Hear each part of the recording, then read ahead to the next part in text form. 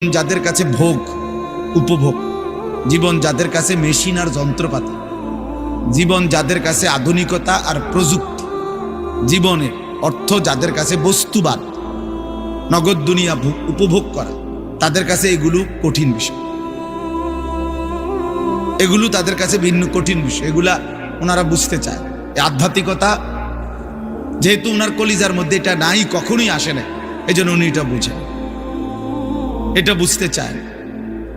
এটা বড় কঠিন বিষয়, কিন্তু এটা বাস্তবতা যে আখেরাতের ফায়দা হয়। এই জন্য দোস্ত সব সময় এটা চেষ্টা করা উচিত।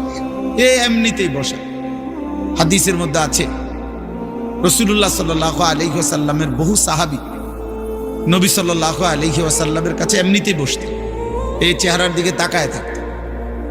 নবীজির সাথে কথা শেষ, মেহমানদারি করাইছেন। হযরত জয়নব বিনতে জাহাশ